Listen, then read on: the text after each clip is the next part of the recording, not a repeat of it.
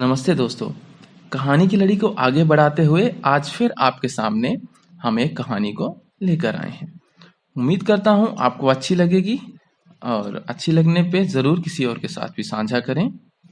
और अगर आपने अभी तक चैनल को सब्सक्राइब नहीं किया है तो ज़रूर करें। मैं अपनी सहेलियों के साथ और अपनी माँ, अपनी चाची के साथ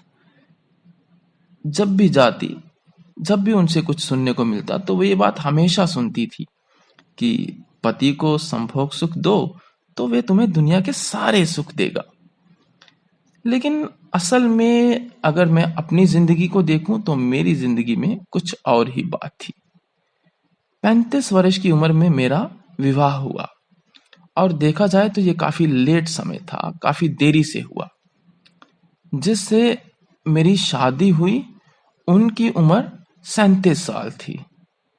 अब पहले के ज़माने में तो लोग शादी जल्दी करने पर जोर देते थे, लेकिन आज के वक्त में पहले लोग अपने करियर को बनाने के पीछे भागते हैं और उसके बाद वे अपने शादी के बारे में सोचते हैं। अगर कम उम्र में हुई शादी की बात करूं तो वह आपको आपके पार्टनर और परिवार से घुलने मिलने में ज़्यादा आसान होती है, लेकिन देर में हुई शादी में लोग इतने ज्यादा जटिल हो जाते हैं कि वे अपने आप को इस नए माहौल में ढाल ही नहीं पाते। अगर मैं अपनी उम्र की बात करूं, जिस उम्र में मेरी शादी हुई यानी 35 वर्ष की उम्र, तो देखा जाए तो उस वक्त शरीर में काम वासना वैसे ही खत्म हो जाती है और रही सही कसर तो 37 साल के पुरुष के अंदर भी नहीं बचती। अगर इस उम्र में कुछ बचता है तो वह है सिर्फ साथ निभाना। और जब मेरी शादी हुई तो मुझे पता था कि जिस व्यक्ति के साथ मेरी शादी हो रही है वो काफी कम कमाता है, पर अब उम्र जा रही थी, 35 वर्ष की उम्र थी। और जब अपने माँ बाप से बात की, उनसे भी पता चला कि उन्हें भी काफी चिंता होने लगी है और घर वालों ने यही कहा कि अब तो शादी करो वरना उम्र निकल जाएगी। सहेलियों से बोला तो उन्होंने बोला कि बस रात रात को बिस्तर पे पति को खुश रखना, वो खुद इतनी मेहनत करेगा कि ज्यादा से ज्यादा पैसा लेके तुम्हारे हाथ में थमाएगा। अब सबकी बातों को ध्यान में रखकर मैंने शादी तो कर ली, लेकिन शादी के बाद पत्नी के साथ साथ एक पुरुष की जिंदगी में एक और भी चीज आती है जिसे जिम्मेदारी कहा जाता है। जी हाँ, अब पुरुष को तो जिम्मेदारी भी निभानी है। अब जिनसे मेरी शादी हुई थी वो इस बात को जानते भी थे कि मैं इस शादी से खुश नहीं हूं, क्योंकि उन्हें उसका कारण भी पता था कि उनकी आय कम है, इस कारण से मैं उस शादी से खुश नहीं थी। शादी की पहली रात उन्होंने मुझसे कहा, देखो मेरी आय कम है, उम्र ज्यादा है, इसका मतलब ये नहीं कि हम दोनों साथ में खुश नहीं रह सकते। मैं तुम्हें सभी संसाधन तो नहीं दे सकता, लेकिन हाँ इतना जरूर कहता हूं कि मैं इतना जरूर कर सकता हूं कि हमारी जिंदगी अच्छे से चले। और बस उस रात खाली यही बात हो पाई हम में। ऐसे ही करते करते 20 से 22 दिन बीत गए, पर हम दोनों के बीच पति पत्नी वाला रिश्ता बन ही नहीं पाया तब तक। उन्हें मन में मलाल था कि वो कम कमाते हैं, जिसकी वजह से मैंने उन्हें मन से स्वीकार नहीं किया है। फिर मेरी अचानक एक बार फिर से सहेलियों से बात हुई तो उन सब ने तो फिर से वही घिसी पिटी पुरानी बात कह दी कि उन्हें रात में खुश करो, वो खुद तुम्हारी जरूरतें पूरी करेंगे।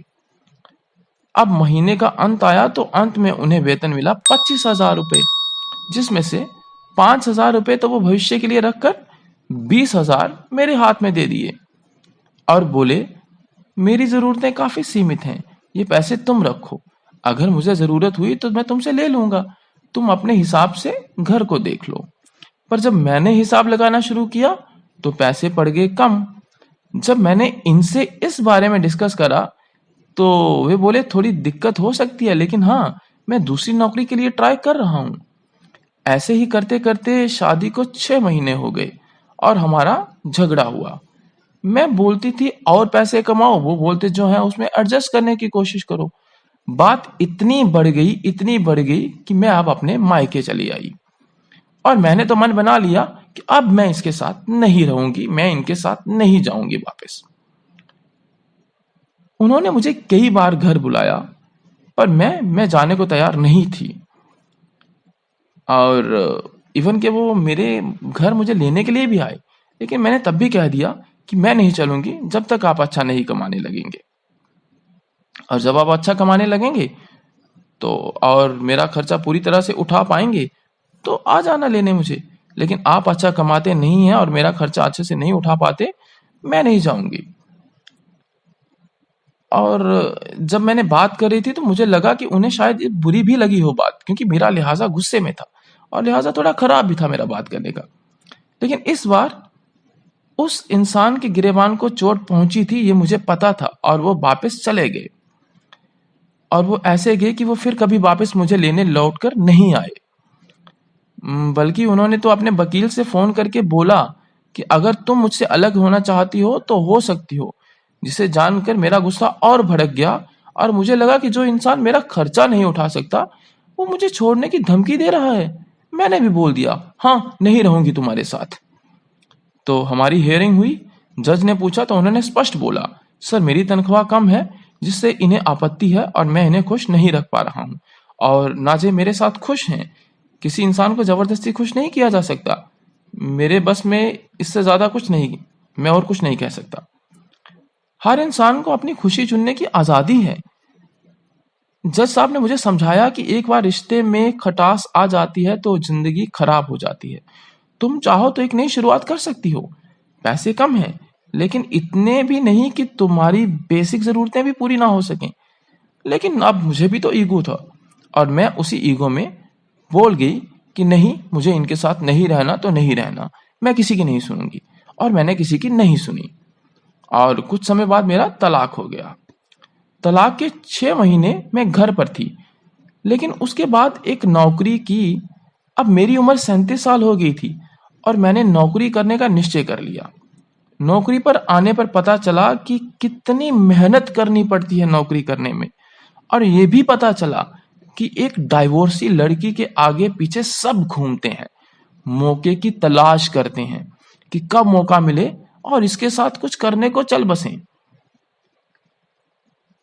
काम अच्छा हो तो आपकी कोई तारीफ नहीं करता, लेकिन अगर काम में कमी हो तो ऑफिस से लेके जूनियर तक पीछे पड़ जाते हैं।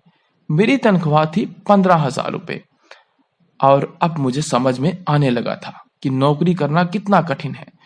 कुछ भी चाहो, लेकिन हमारे हाथ में कुछ नहीं है। अब जिस 15,000 के लिए मुझे 10 से 6 काम करना पड़ता था, लोगों की हरासमेंट का सामना करना पड़ता था, पहले उससे ज्यादा घर बैठे मुझे 20,000 मिलता था। लेकिन अब काम करने के बाद मिल रहा था तो सिर्फ 15,000 रुपए, और ऊपर से दिन भर की मेहनत।